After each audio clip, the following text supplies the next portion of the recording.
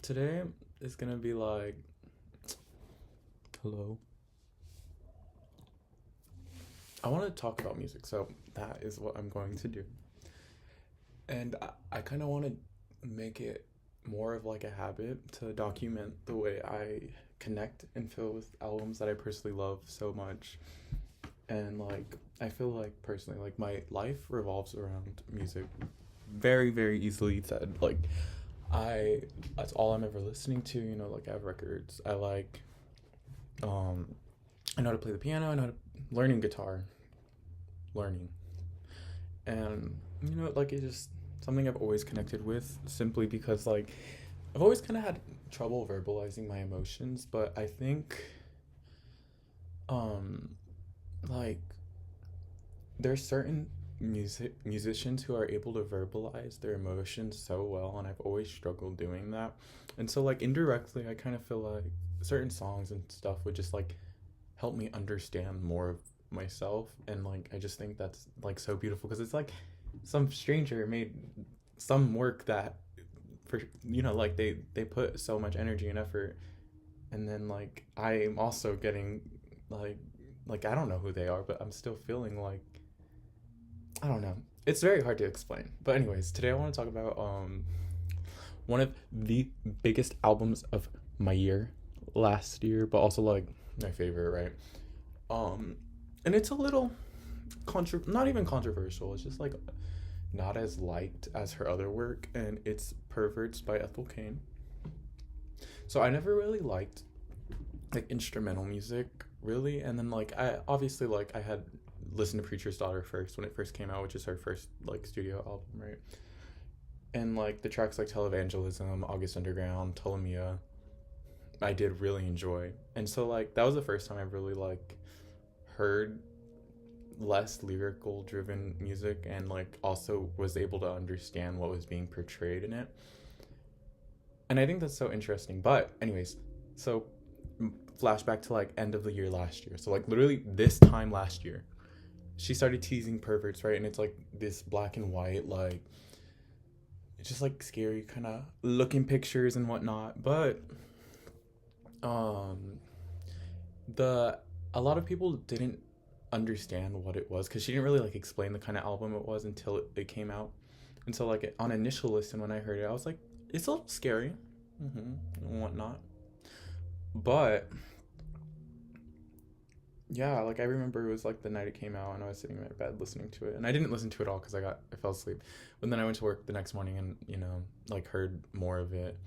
And I'm not gonna lie, it took a little while before I actually like was able to sit down again and listen to it. But what helped was like I kept seeing on TikTok, like not edits, but they were like these compilations of like weird old factories and like just like dark and creepy stuff. And I was like, that is so interesting. And then like the first song that I really like remember like grabbing hello that remember like oh my god, the first song that I remember liking was probably Vacillator, but I think that's because that's the most lyrical driven, right, on the album. But eventually I saw, like I was saying, the compilations, and under them was always Etienne. I don't know if that's how you say it, right?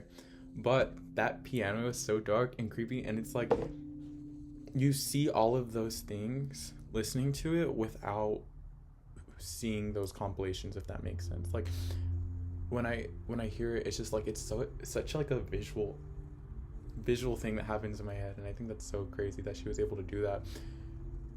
And like it's just she went out like she made what she wanted to make, knowing that a lot of people weren't going to understand what she was creating, because like obviously a lot of her newer fans came from like American Teenager, Crush, and whatnot, and those are more like not poppy, but just not the like what the rest of her music is.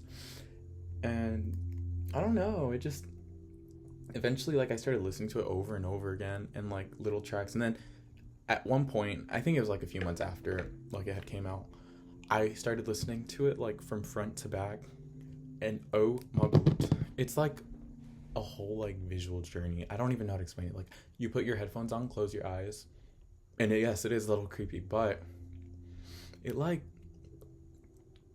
just kind of transports you into like, you know, what she's trying to convey. And I think I've read somewhere that she wanted to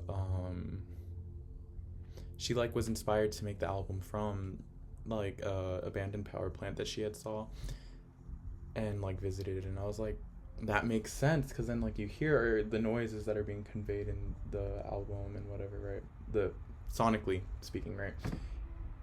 And it like you see those things, and it's like and then there's also like tracks, I know this is random, but like House of Psychotic Woman, I love like there's like a background, like there's a lot of parts in the album where it's so low that you can't really make it out initially, but the more you listen to it, you pick up on different like instrumentals that are like a little bit deeper into the, you know, the song.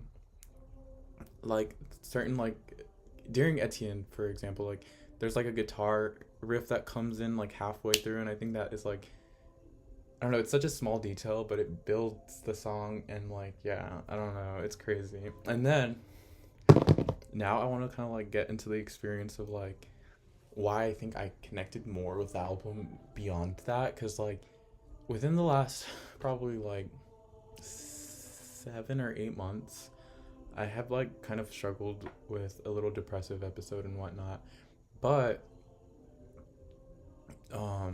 I would listen to the final track, Amber Waves, and that song was like the warmest hug ever, because I think what it is like throughout the whole album, it's such a on edge, like creepy, like uncomfortable, unsettling, sonically driven like album, right?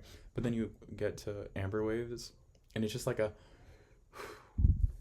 and then she starts singing, and it's like, it just makes you feel so like calm, and it's like at the end of all of that darkness, there's like hope, and like that's kind of what I visualize that song in like my own eyes. And like, God, I would do anything to hear Amber Waves live. Y'all have no idea. But yeah, I think Ethel Cain is just a very intelligent artist, and I love the fact that she's so driven in creating, like, you know, she's creating work she wants to create and isn't gonna release things for other people, and that I think says the most about an artist, because it shows that they're doing this for themselves. Like, you know, like it's not for money, it's not for, it's like the authenticity factor, and I think that is so important to me in musicians, and I like, that's what grapples me onto like certain artists, right? Like it's just, it's very rare, and I think she just embodies that, and I think, yeah, like it's a really good album, and I think, yeah. Well, thank you for listening to me ramble. I do want to do this more because I feel like it's like not only documenting, but it's like if people want to like also like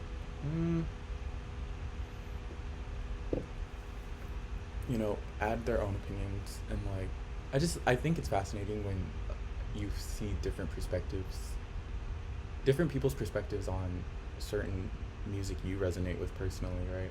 And then it's like y'all share that, and then it's like you're able to see how other people view it, and then it's like music is just such like an open thing, and I love that.